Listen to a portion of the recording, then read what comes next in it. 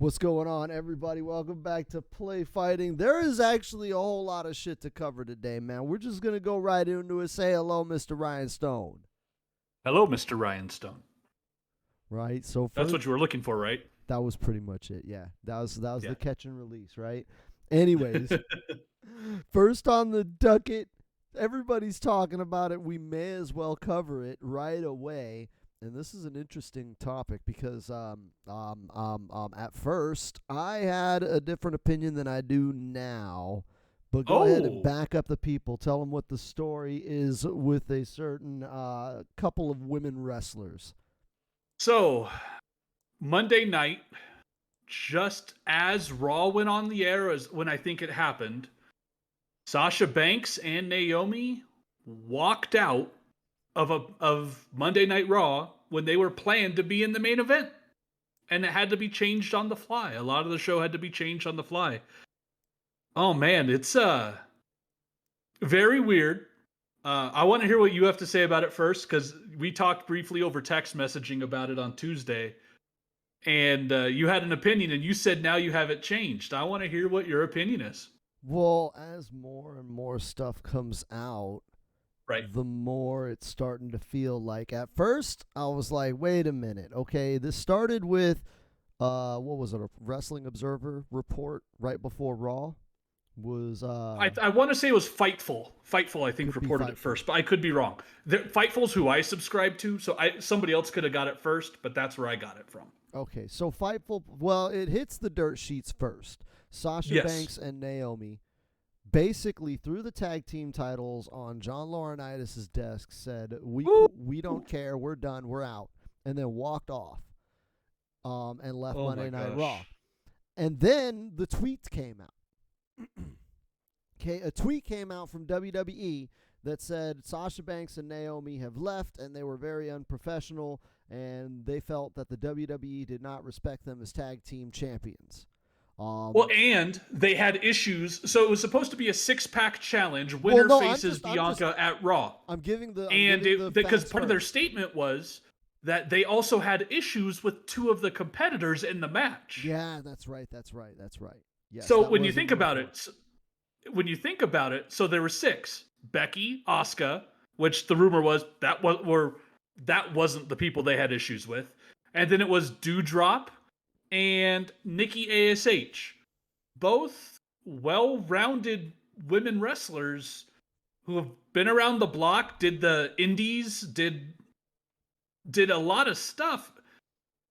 I'll be honest, when the statement came out, I thought it was a work based on that line about and the line about it being scripted and stuff, but the line about the two people they had issues with, that made me think it was a story. And I told you as such. But what has changed your opinion? Sorry, we didn't get to that yet. Well, okay, but I was going through just the timeline of events, Gotcha. right? So Okay. the tweet came out, right? Tweet comes out. Monday Night Raw happens. Corey Graves actually mentions it on TV in the commentary. He says Naomi, something to the effect of Naomi and Sasha Banks were acting unprofessional, and they walked out. Right? He said that. That's what I remember specifically. Unprofessional, and they left. So I mean, I'm paraphrasing here, but those were the key takeaways. Those are what he specifically said. So instantly, rule number one of wrestling: if it's on TV, it's a work. Exactly. Every time, if it's on TV, it's a work. Scott Hall, to his dying day, carried to the grave that Montreal was a work. Scott Hall himself, Mr. fucking NWO, basically was them pretending WWE was invading WCW. Like, he is the master of the work, and to his dying day thinks Montreal is a work. So I stand by that. Like, if it's on TV, it's a work 99% of the time. But there is that 1% of the time when dealing with live television that it is not a work. Yeah. And when I say a work, right, I mean they're not trying to pull one over on the audience. Because This isn't a planned situation. yeah, technically the Montreal Screwjob was a work. It's that Shawn Michaels, Vince McMahon, and Earl Hebner worked Bret Hart. So yes, technically, in a sense, it was a work. But no, that I'm pretty sure Vince McMahon breaking kayfabe during a pay-per-view was not the initial plan that they were going for. So in that context, I initially thought, all right, this is some kind of work. We had been hearing rumblings that Naomi was making a heel turn to join the bloodline. I was like, all right, this may be part of it, right? She's going to be frustrated. You know, the dancing fucking neon-colored glow girl who's all positivity and fucking hugging children, right? How do we get her edge, right? Okay, well, she walks out because she's frustrated, and that starts the heel turn. I was like, all right, this works. You know, I'm kind of cool with that. It's adding a little spice of reality to it. Gonna explain why, you know, man, she walked out in frustration. They don't respect the tag champs. That's why. So she's gonna learn from the greatest tag champs of all, her own husband. I'm like, this could be a cool story. I would have loved it. But I don't think that's a story no more. No, and especially, well, nothing I don't think has been 100% confirmed. I think a lot of it is just, you know, rumor, speculation. But, you know, with that statement about how they were uncomfortable with people, with a couple of the competitors, but they had the whole day to work through that, it's kind of odd. I don't think that that's odd. Knowing now kind of what has kind of been revealed, I mean, who knows what's true? But from what I've seen through the dirt sheets, basically Sasha and Naomi are mad because they're not going to be in a tag team program. They were going to be put into singles programs with the Raw and SmackDown champions, and they were going to be used to put over the Raw and SmackDown champions, and they were mad because they were like, dude, why don't we do a tag team program with a tag team instead of us being, and that's why I think the issue they had with two of the competitors, it wasn't, people are saying it's Doudrop and Nikki, and I'm like, no, I think the issue is that they didn't want to put over two singles wrestlers. They wanted to do the Nikki Ash and Doudrop match. That's what I think it is. And that's what they were kind of teasing in the weeks leading up to this, was that Nikki and Doudrop were going to start teaming up a little bit. And that's where I thought they were going to go with this type of match. My thought would have been you either give Asuka or Becky the win, but it's Nikki and Doudrop that cost Sasha or Naomi the win, which would lead to their tag team feud. But you're right. Hearing those rumors of they were going to be in this program until Hell in a Cell. Naomi was going to wrestle Bianca, Sasha was going to wrestle Ronda, and they were both going to lose, but then they wouldn't have a tag team title program until WrestleMania. Or not WrestleMania, not until July. They've been champs. So, WrestleMania, SummerSlam, WrestleMania, Money in the Bank, all those. But they weren't going to have a tag team title program until July, which was a Money in the Bank. And to me, that's nuts, man. Because I did read something. I'm trying to remember where, but I could have sworn I read something that when Sasha and Naomi were planned to win the tag belts at Mania, one of their things was, let's go with this, though. Let's put some emphasis on these tag belts. Let's do feuds with it. You know, not just we have the belts to have the belts. Well, they wanted to have a legitimate tag team run. It's kind of like when Sasha and Bayley had that run in the 2020. You know, and the whole tag team division exists specifically to placate Sasha Banks. She was the one that pushed for this, right? There was no tag team division, and her and Bayley It was more than just her, but yes, she was one of the ones that was very vocal about it, according to the dirt sheets. So it's not just that like Sasha wants. I'm with Sasha on this, right? She's having her Hulk Hogan. That doesn't work for me, brother. But, like, okay, yeah, and that led to some bad situations. But you know what, man? There's a lot of situations where a wrestler put their foot down and said, nah, man, I'm not going to do business because this is bad for business. Yeah. And at the end of the day, it seems like Sasha Banks is just standing up for the rest of the roster and saying, nah, dude, I'm a fucking big fucking star, and you're going to waste me being a big star and me being the tag champion on just to put over these two singles wrestlers that don't even fucking need it. When I can put on a fucking amazing match with these two wrestlers that nobody fucking gives a shit about, but they have talent and need a chance to show it off. And so she's putting her foot down and saying, no, dude, no.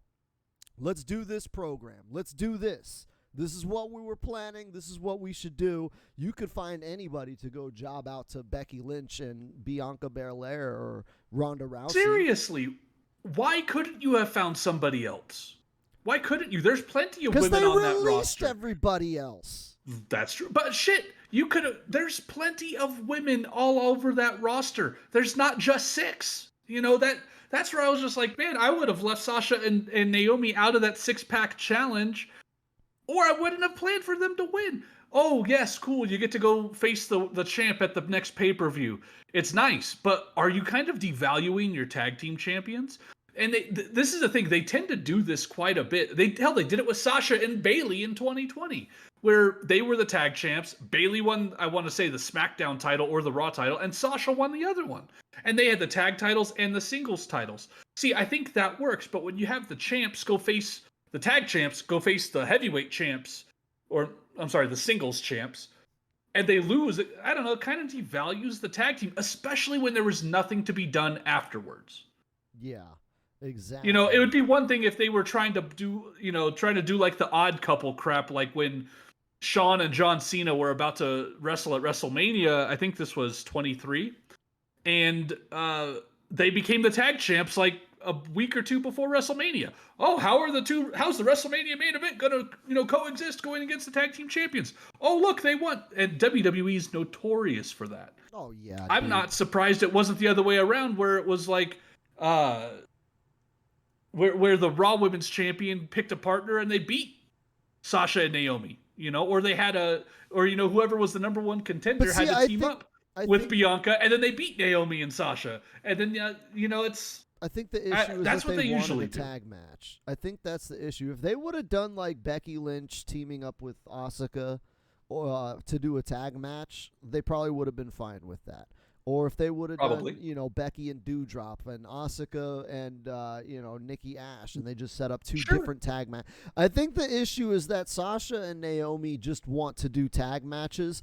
You think about what the performers we're talking about here. Or we're not talking about undercard fucking, like, NXT call-ups. We're not talking about, like, Rhea Ripley, who's, like, so new. Yeah, she's got raw talent, but she's certainly not going to be doing a whole lot to rock the boat. We're talking about Sasha Banks and Naomi, who know that WWE is not going to fire them for this. Okay, no fucking way.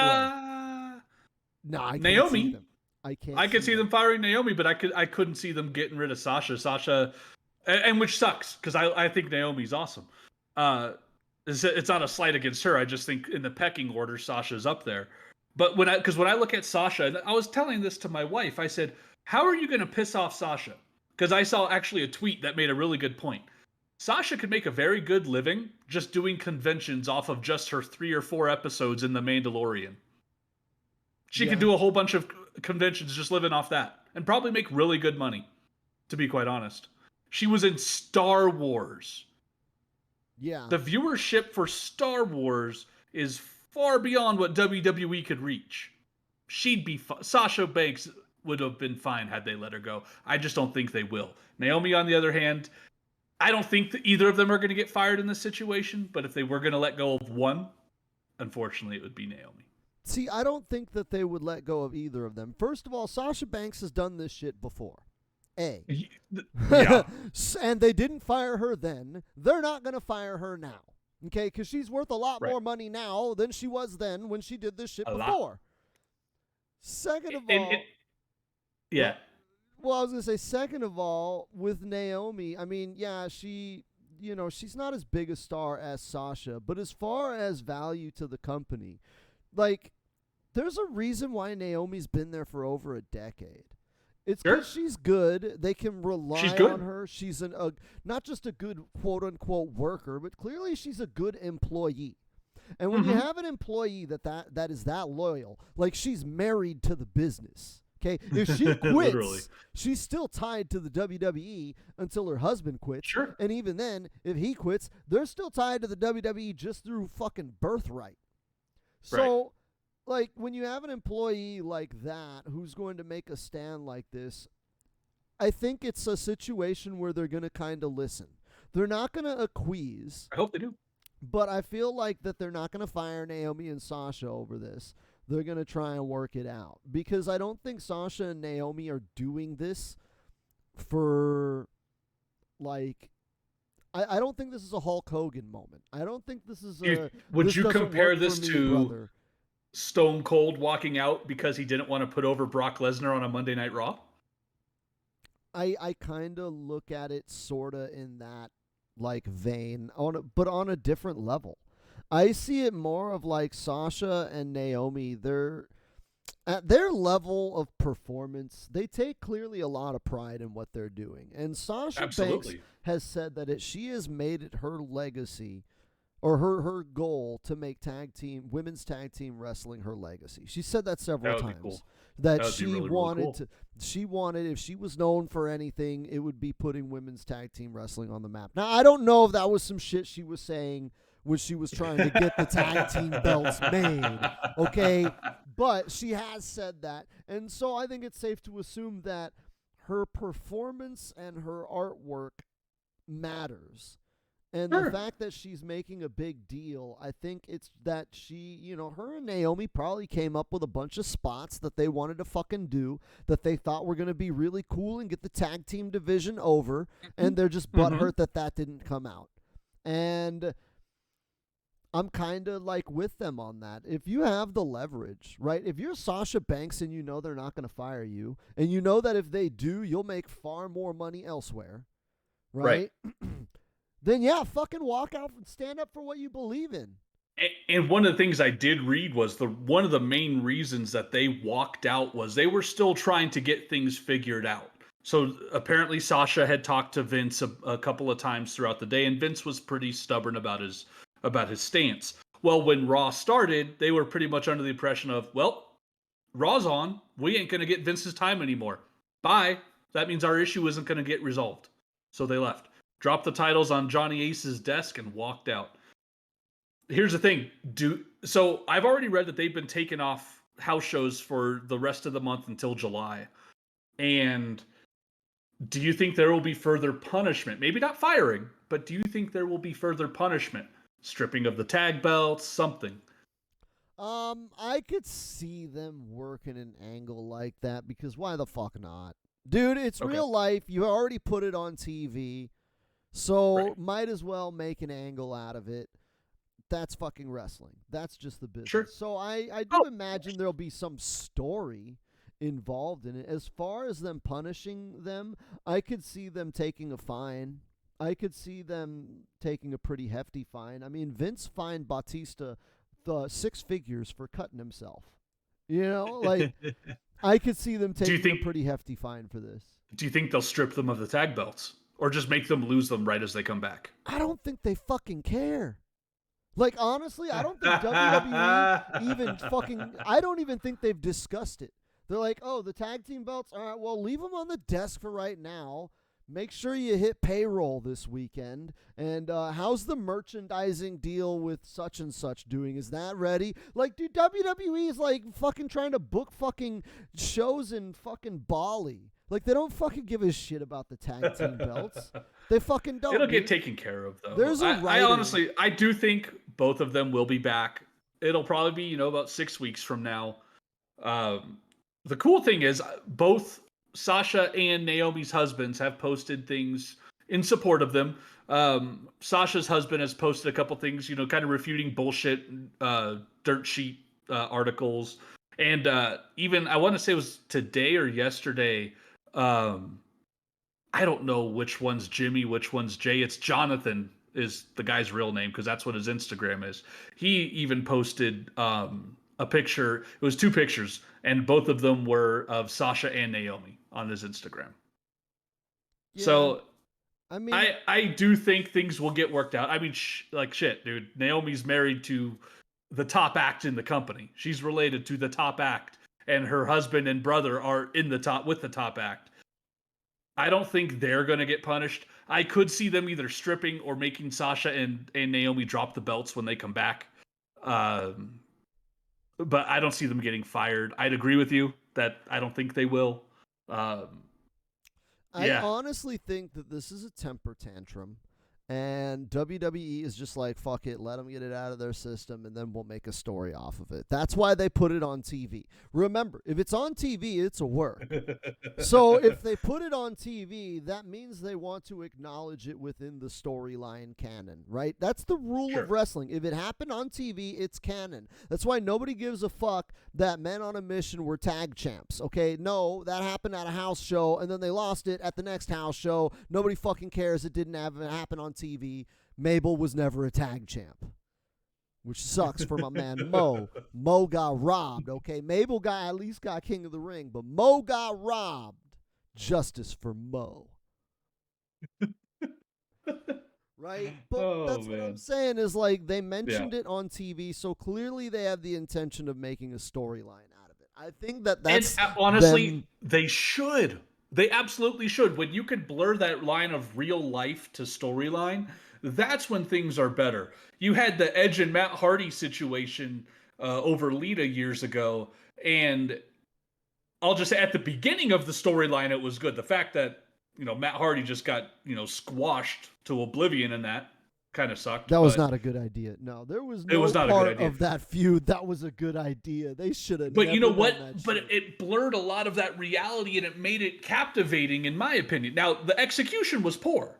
Honestly, I thought the execution was poor. Honestly, but I thought that's where they could really get that apart. I think they would have done that with Austin when he walked out, had he not been gone for 9 months.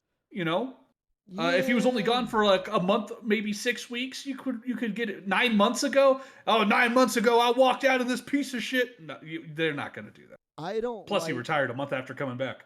I don't like when shit gets on wrestling. Okay, it's cool to hear the backstage shit, but I think about it this way. When an angle happens on TV and I have to spend 45 minutes explaining shit that never actually was shown on TV so that my wife or whoever I am introducing wrestling to can understand what is happening right now. Okay, a dude is yelling at a dude and they're using a bunch of technical jargon that nobody fucking understands, and I have to explain it, right? And when I explain it, it takes me 45 minutes to talk about a bunch of shit that never happened on the show.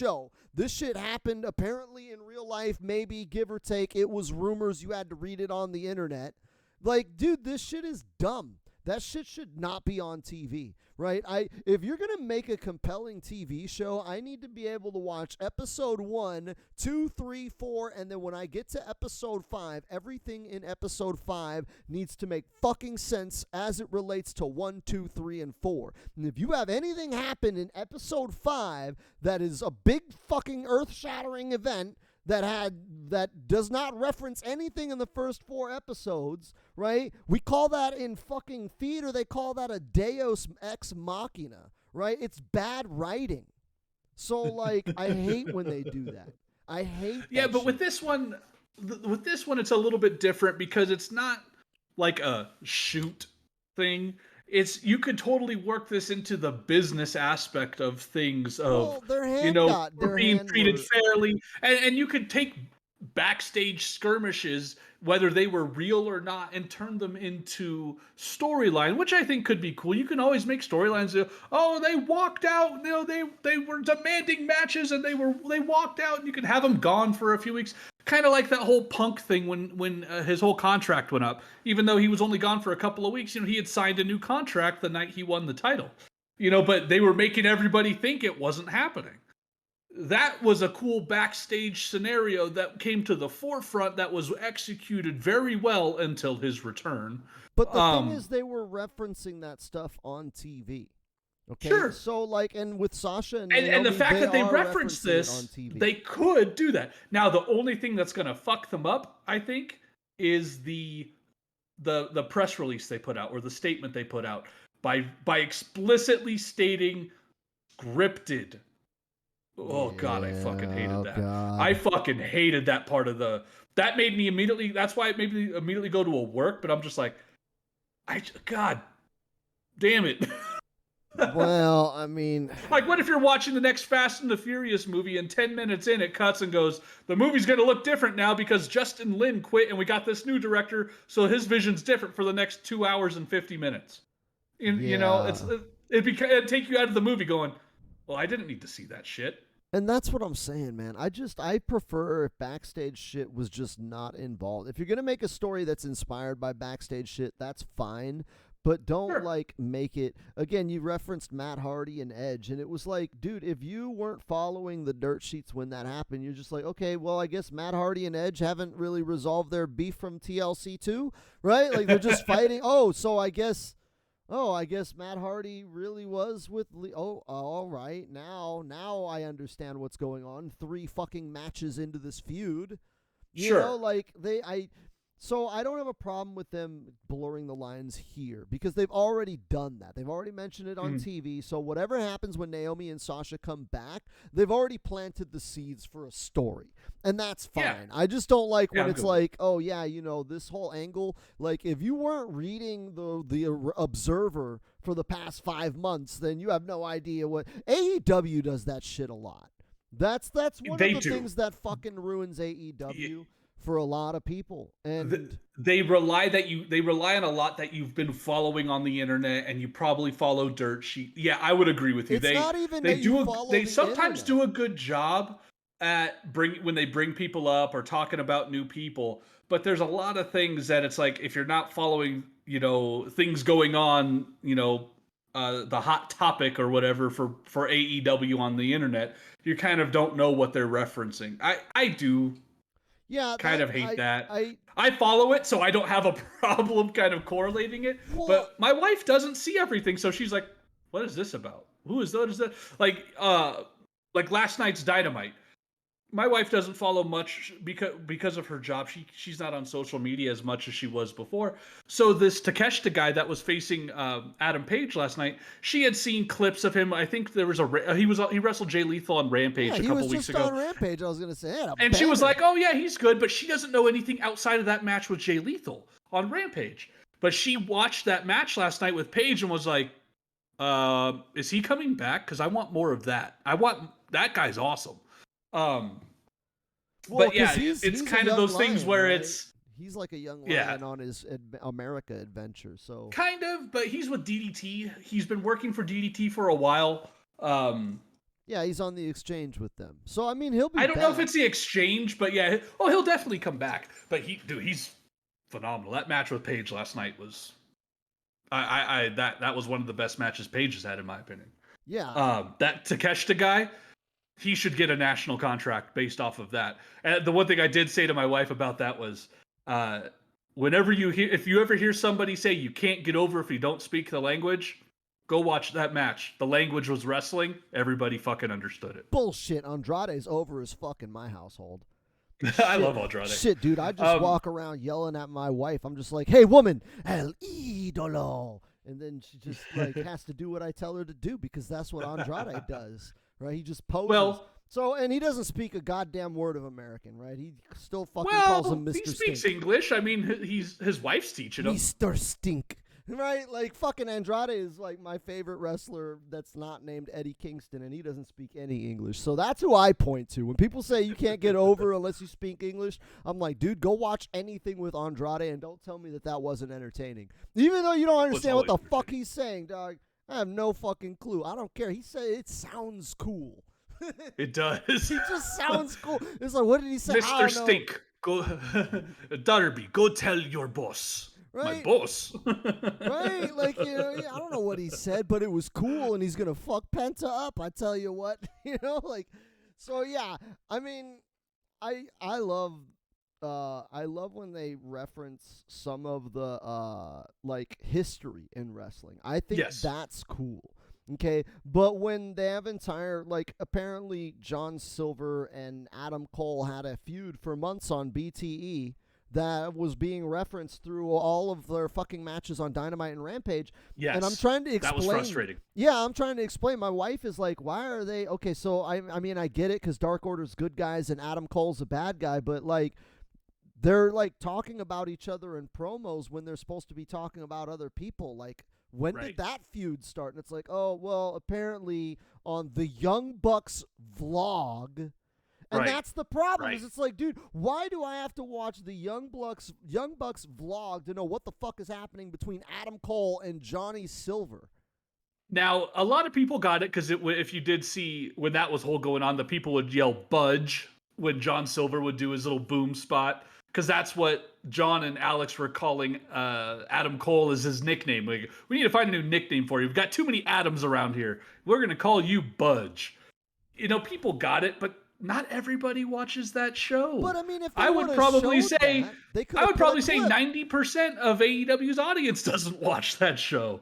Dude, they could have maybe 70 to 80%, but whatever. Still, that they could have referenced a highlight to at least give context. Put a clip of it, like, hey, look what's happening on BTE this week. Adam Cole is upset because he walks into his hotel room and Alex Reynolds and John Silver's under his covers already. What? Or there was a really funny. Speaking of Dark Order, the other order of news, Stu Grayson got released. I wouldn't call it released. The word was his contract ran out, and AEW offered him a new one, and he declined it, and they just couldn't come to terms. Dude, it sucks. Stu is amazing. Stu is amazing. That's the reason why I wanted to touch on this, because here's the deal. From what it seems to me, Stu was asking for more money than AEW felt he was worth. And probably. I'm kind of with Stu on this. I'm a big AEW fan. I don't even watch WWE. I watch the odd pay-per-view, like the big ones, SummerSlam, WrestleMania, and other than that, I kind of just don't really care, right? So I'm a big AEW fan, but I think they fucked up here. Stu Grayson is amazing. He is one of he and John Silver are the highlights of the Dark Order. And his work with Evil Uno is phenomenal. But Stu Grayson, dude, every time that guy was in the ring, he was the highlight of the night. Yep. Every match. Go back and watch every old Dynamite. And it didn't matter who was on the card or what the matches or what. Dude, he was never even in a fucking storyline. And his match, his segment was always the best segment of the night. They really dropped. Couldn't agree more. They, couldn't agree more. For whatever reason, just because Brody Lee is dead doesn't mean you can't do shit with the Dark Order. And if there was anybody in the Dark Order that I'd be pushing, it's either him or Johnny Silver. And I mean, Johnny Silver. I'm going to be honest, man. They dropped the ball on Uno and Grayson, in my opinion. The reason they're there is because of the Bucks. They had a match with the Bucks at PWG, and dude, if Uno and Grayson hadn't gotten caught by Canadian Customs, that was their launching pad. They were about to become one of the biggest stars in the country on the Indies during that time, and it wasn't until AEW that they're banned. They were banned for 5 years to come to America for work, because the problem was, when you go to America, that's not so much the problem. It's coming back, going through the Canadian Customs. If you didn't have a valid work visa and they caught you working, you got banned from going to America. They could go to America for vacations and such. But what they would do is they would mail all their merch. And I think this was done a lot with a lot of the Canadian guys, because the Indies can't afford work visas. So the Canadian guys would mail all their merch and probably maybe gear too to somebody who's going to take them to the show, or maybe the promoter or something. So they could just come across with a bag and be like, "Oh, I'm going on vacation." Same thing happened to Chris Hero when he went to Australia. Dude, that's such a fucking shame that they have to hide fucking wrestling. Just imagine Evil Uno trying to fucking smuggle a luchador mask across country borders. That's so fucking stupid. That's the dumbest. That's like the picture of fucking government overreach, right? It doesn't matter what political party you're in. If you're a Democrat or a Republican, you're like, yo, dude, the guy should be allowed to bring his luchador mask. But they got caught, and they got caught right after they hit, and it sucked, and they weren't seen in America for almost 5 years because of that. But dude, Stu and Uno, oh my gosh, I've been watching them since it was Player Uno, and he was called Stupefied was his name. And then eventually, this was in Chikara, was the first time I saw them, and Uno had a Nintendo controller pad on his tights, and people could hit the pause button and he would pause. It was pretty funny. But Chikara was the goofy stuff, so you got away with that. And then Stu became Player Dose, and they put him under a mask. And then eventually he just became Stu Grayson, and then they just did the whole Player Uno and Stu. They were still the Super Smash Brothers. Man, they were killing it. They were absolutely killing it. I politicked hard when SoCal Pro Wrestling had they brought them in because they were going to be on PWG the next day. I politicked hard to wrestle them. It didn't happen. Damn. Man, I wanted to work those guys so bad, and this was probably 09, 10, maybe 11 at the latest. Oh wow. I politicked hard. Didn't make it. Dude, I think AEW and this kind of goes into what we were going to cover next. Apparently there's some backstage shenanigans and confusion and disorganization at AEW, and everybody's pissed off and everybody hates it, and MJF is going to quit. Holy fuck. Right? And I think them letting Stu Grayson slip away, to me, is kind of a signal that this is not the AEW we fell in love with. And that is why I think that that's significant. Because what made AEW stand out to me as a wrestling fan was that they kind of highlighted guys that were like Stu Grayson and Evil Uno and Sonny Kiss and Nyla Rose. Like, they were ECW. They had the fucking weirdos that WWE wasn't going to sign. Okay, WWE is not going to sign a trans fucking woman and have them wrestle in the women's division. Okay, that's not happening. I don't think they would. You know, I don't think they would either. AEW was where we went to go fucking see fucking Sonny Kiss do some weird fucking gay shit, but he's a baby face. Like, Sonny Kiss basically took. I love Sonny Kiss. I thought he was awesome. I thought he is awesome. She is awesome. Angel the hardcore homo, right? Remember from XPW? Angel's so cool. I loved it. He's so nice. But that was his gimmick, was that he was like the gay stereotype heel, right? It was like Goldust to the extreme. It was the flaming homo that you were allowed to boo, but Sonny Kiss took that and said, okay, well, I'll be the flaming homo, but I'm going to make it a baby face, and it's going to be different. And I thought that was cool, and you're never going to see that in WWE. And that was the shit AEW was known for. And like, they're moving away from that and letting Stu Grayson, which to me was one of the highlights of that. You know, like Stu Grayson and Evil Uno had a fucking Smash Bros gimmick, right? One of them was a fat luchador who's apparently evil, and the other one is skinny Kratos. Like, what the fuck is this shit, right? But they were awesome. Is strong.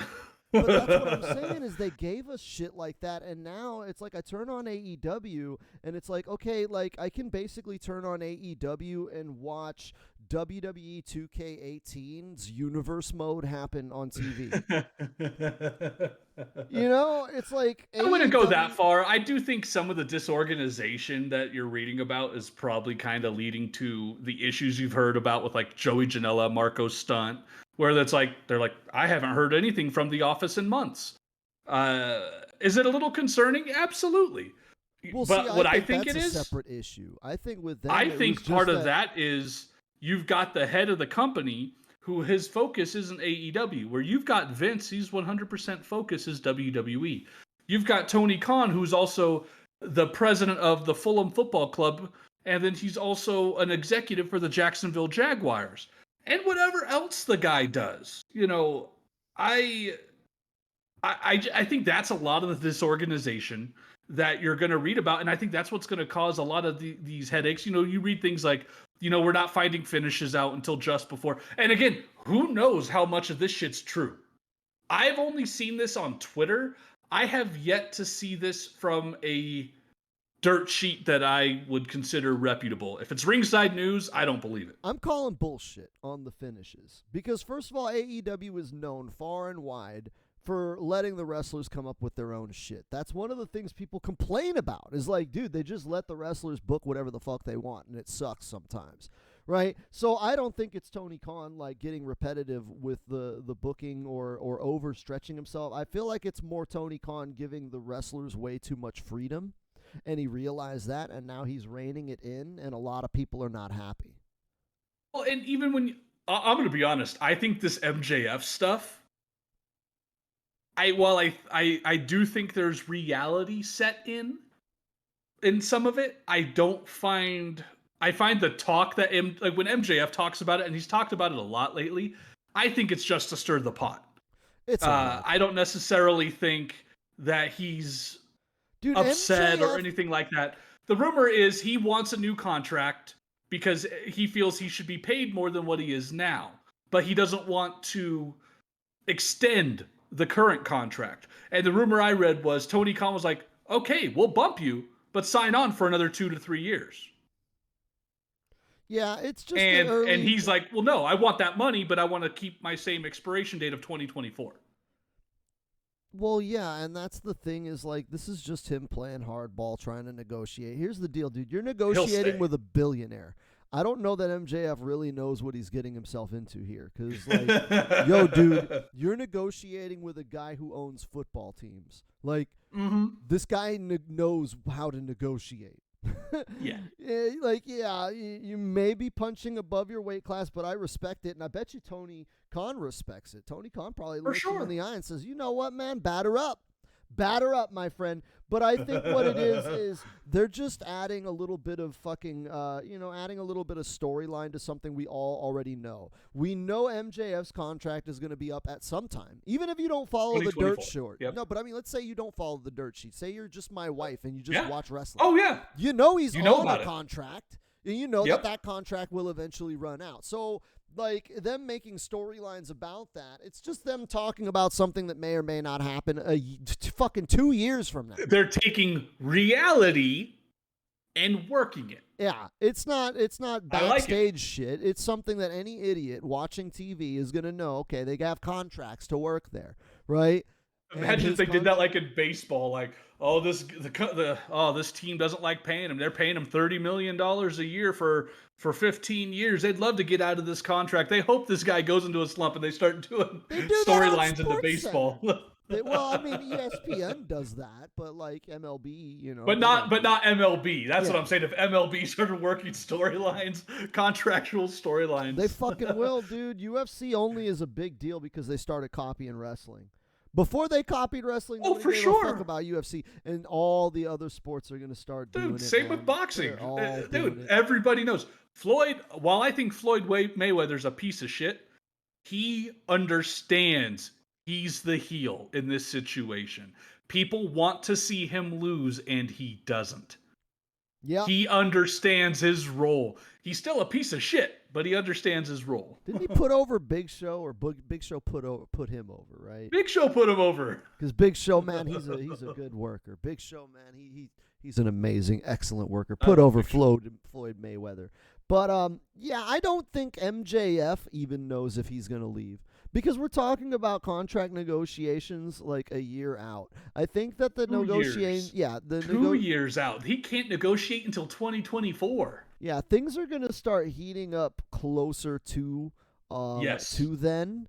I imagine that like it's going to be like, and again, I've said this many times, people are like, oh, we're not anywhere near the 90s again. And I'm like, no, dude, this is what happened. When when Chris Jericho left WCW, there was a bidding war for about 2 months, and then Chris Jericho showed up on Raw. And that's what's going to be happening. And that's what makes this exciting to me, is MJF's contract is going to run out, and he's going to disappear for 6 months, right? They may put the belt on him, and then he's going to job to fucking Jungle Boy or whatever, and they'll do an angle where he loses, and he fucking walks out of the building and storms out. And then, bam, contract negotiations, and he's either going to come back to AEW or show up on Raw. My guess, MJF goes to WWE. I think that's his best play. I think it's his best play to go to WWE. I disagree. I think MJF's character works better in AEW because they give him more of the reins. Not to say WWE wouldn't give him the reins, but it wouldn't be a right away. They're going to script everything for him until they feel they could trust him. I don't feel like that's not going to happen in AEW. Nah, but here's the deal, dude. It doesn't fucking matter if you're a wrestler. You're a mark. And you know what marks love? Marks love WWE. I don't fucking care, dude. Kenny Omega is an exception. Kenny and the Bucks are an exception. But goddamn it, Cody Rhodes started AEW and even he could not resist the temptation to go and be at WrestleMania. Well, Dude, with MJF. the Cody thing, I think it's because his intention was never to change the world, as the Bucks and Kenny like to say. His intention was to go back and be the top guy. That's after all this went down, that's my final opinion on the Cody situation. But he never wanted an AEW that he could have his fingerprints all over, a la Dusty. He wanted to be the top guy in the business. Yeah, but what I'm saying is MJF, that like the situation I see is similar to that, dude. MJF, he talks about being a fucking mark all his life. He fucking loved wrestling. Dude, you don't think he's going to go his whole career without answering that question? Oh, whole career? Happened? Dude, whole career? Absolutely not. But dude, I don't think he's going in 2024. I think he is. I think he's going to go in 2024, and they're going to let him, and he's going to be AEW's Drew McIntyre. He'll leave and come back an even bigger star and boost them up. He's going to leave to go to WWE to show he can be as big a star in WWE as he is in AEW, and then he's going to come back a 10 times bigger megastar when he goes back to AEW. That's the play. If I were MJF, that's the play I'm making. Because if he goes to WWE and he flops there, he knows he can go back to AEW and kill it. But see, that's the thing. If he flops there, it depends on how he flops. If the perception is he flopped because WWE didn't know what to do with him, or if he flops because he couldn't hang. I don't think AEW would be. He wouldn't be where he was if he came back, because if he flopped because the perception was he couldn't hang. I don't think that's going to be the case. That's impossible, dude. You just got to watch his matches. Like, I think he's fantastic. Amazing. Like, that's the thing is, people joke that he was a dollar store Miz, and I'm like, I don't know, dude. He's kind of putting the Miz to shame. I think he'll surpass the Miz. He's already, dude. He's giving us the quality of matches that AJ Styles used to give us. Right. And it's like, dude, this guy is giving us fucking barn burners with fucking old ass washed up CM Punk. This guy is giving us technical masterpieces with fucking Darby Allin. Dude, that's like saying you had a fucking technical wrestling clinic with Mick Foley. Now, okay, I get it. Darby Allin can wrestle. But, like, no, dude, Darby Allin's not a fucking wrestler. He's a stuntman who can wrestle. That's not his bread and butter. You are right. Wrestling is not his bread and butter. But you saw that match with Jeff Hardy? That's Darby's bread and butter. That's Darby, okay? So the fact that he gave us a technical clinic with fucking MJF, right? MJF has shown that he can work any style with anybody and make it work. He did he and Darby put on a match that wasn't even either of their styles. Like, we saw him doing lucha spots and Darby doing chain wrestling. And MJF is a shit heel, dude. He doesn't do lucha spots. He argues with the crowd and kicks you in the balls when the ref isn't looking. Pretty much. You know, and it's like that dude, he's gonna go. He's gonna go to WWE. They're gonna throw the checkbook at him. The only way Tony Khan is keeping that man is if he's willing to match decimal points with Vince McMahon. He might be able to. Oh, he can. It's if he wants to. That's the thing, though. MJF is a pillar of that company. If I was Tony, I wouldn't let him walk in 2 years. I don't think Tony Khan is going to let him walk in 2 years. I think Tony Khan is going to give him whatever he wants, but Tony Khan knows that if he caves now, he's going to look the bitch. So he's got to sit there and ride out the negotiations, play hardball. Let's be honest.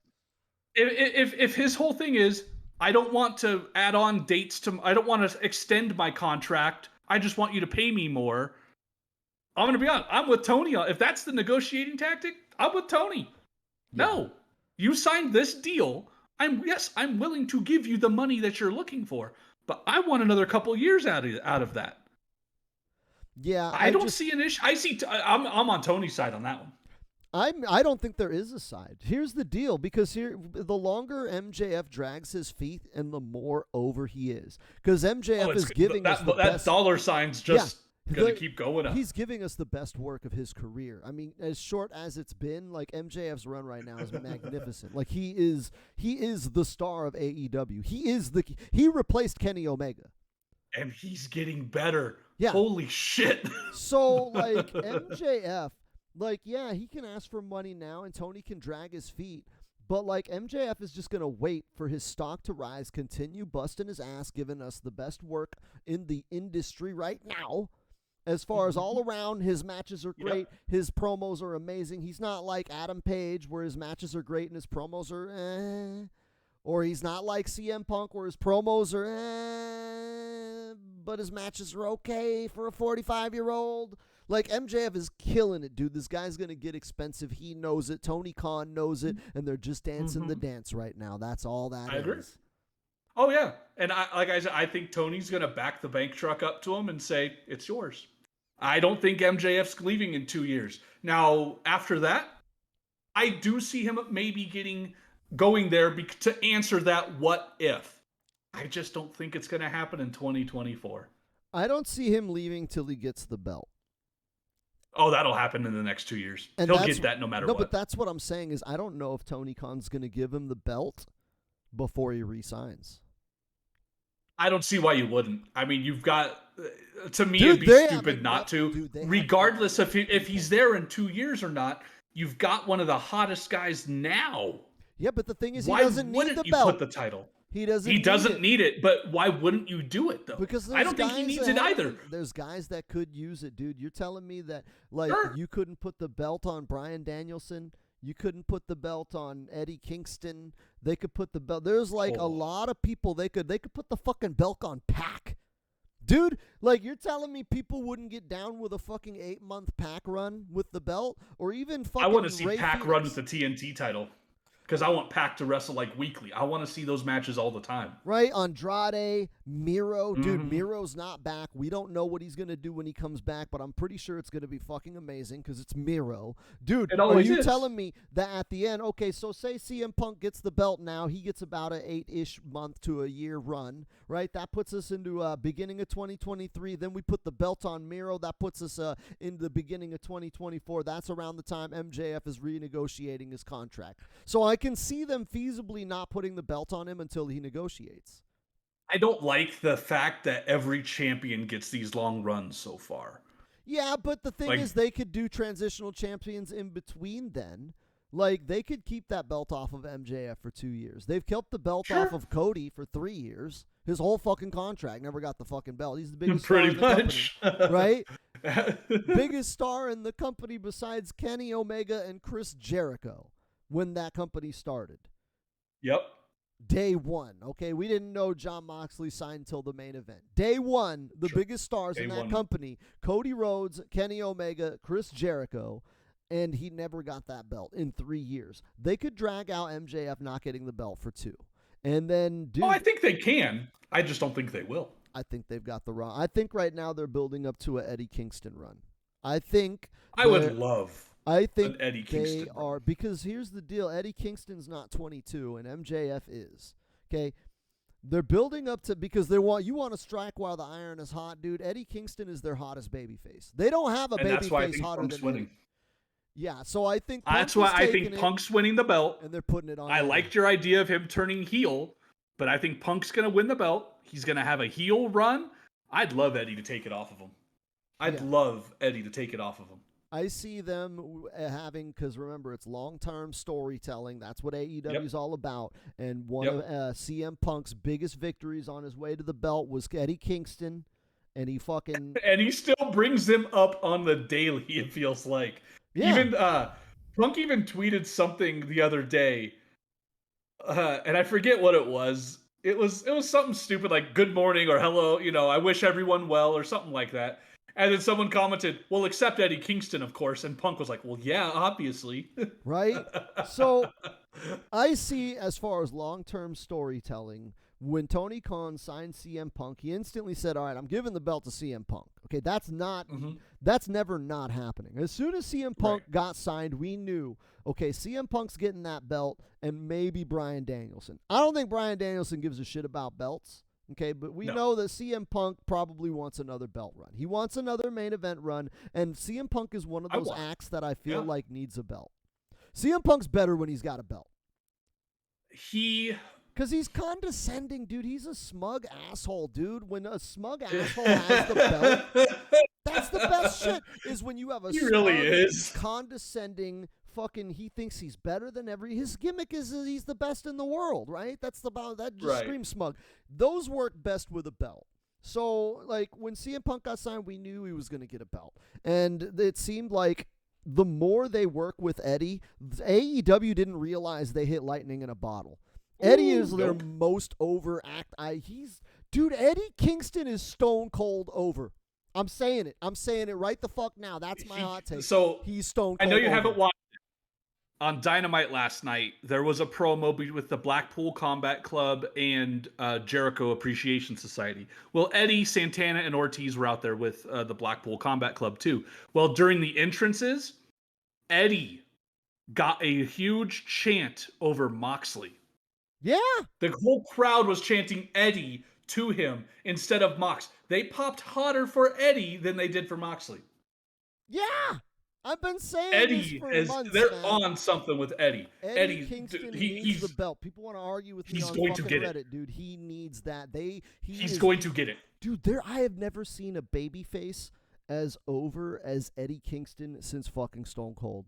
Like, dude, everything he does, like, as soon as his music hits, you see those Stone Cold pops, man. You see the audience stand up and immediately look at the entranceway and scream.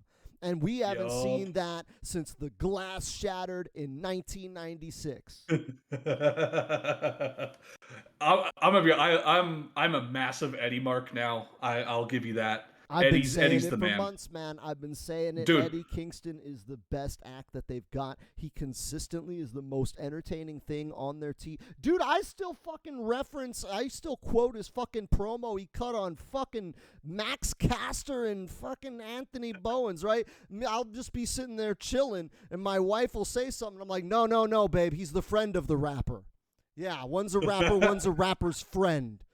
It's just randomly, and that is now an inside joke between me and my wife. And I'm like, that is awesome. Eddie Kingston is like, he everything, every line, every promo, every match. He doesn't even do the kind of matches I like, dude. I'm a fucking work rate, fucking cruiserweight. I like the flippy shit, okay? I like the Young Bucks. I could watch Will Ospreay and Ricochet give me a gymnastics fucking extravaganza, right? That's the shit I like. But Eddie Kingston is my favorite wrestler. He can't he can't do a backflip to save his life, that lard-ass piece of shit. He's a big old fat dude, and he's the fucking best. He's the next Dusty Rhodes. But I think I know why. Dude, everything that dude does feels real. It doesn't feel forced. It doesn't feel like a script. It doesn't feel like a work.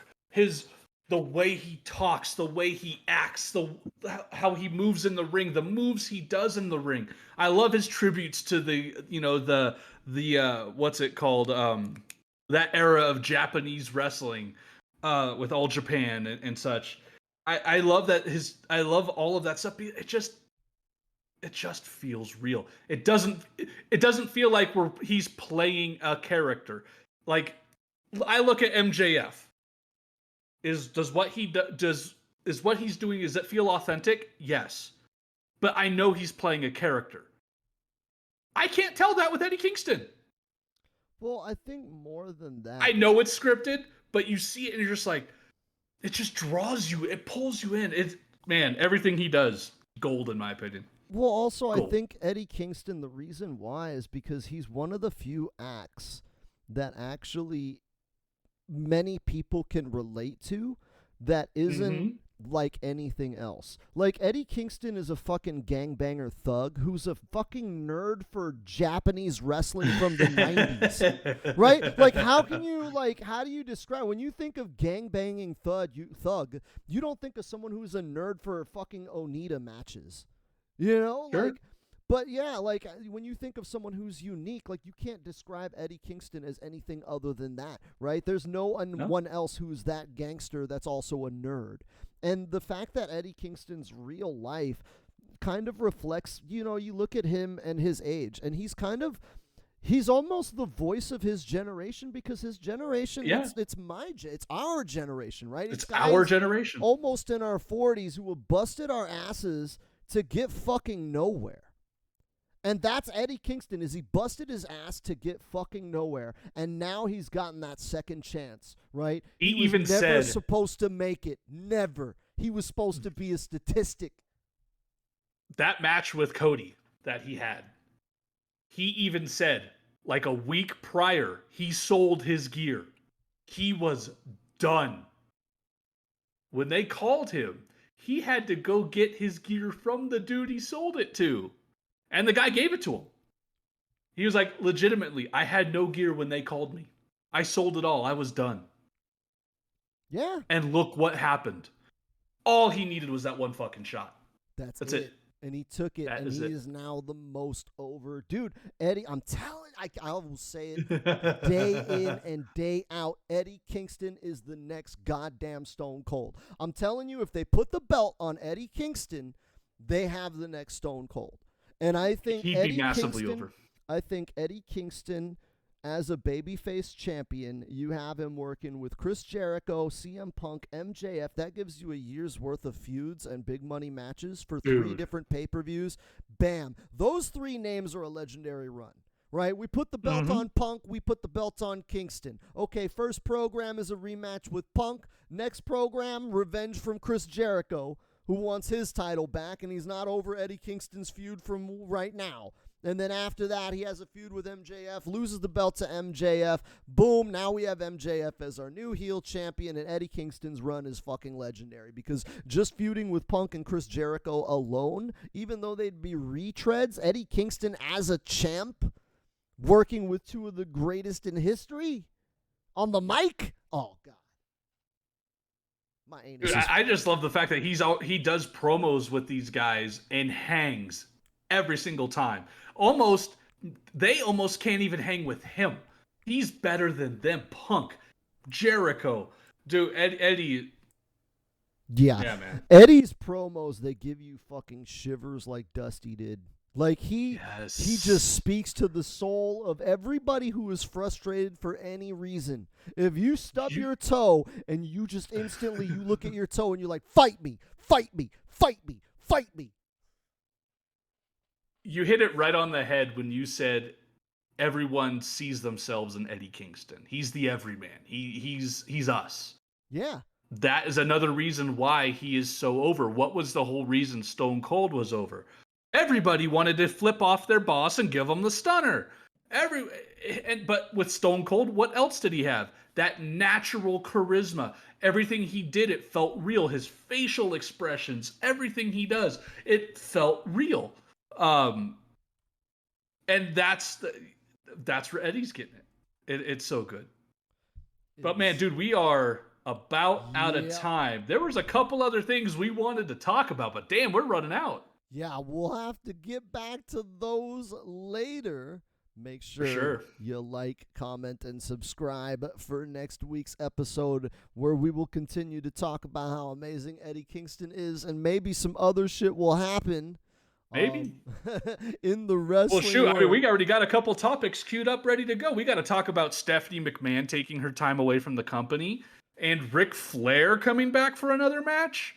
Well, don't get. I think we got some things to talk about next week. Yeah, don't get my nipples too hard. Make sure you like, comment, and subscribe, everybody, for more. All right, come follow us on social media at Ryan Stone SD. And I'm SoCal Honey Badger. And make sure you enjoy more play fighting. And we out this bitch. Later.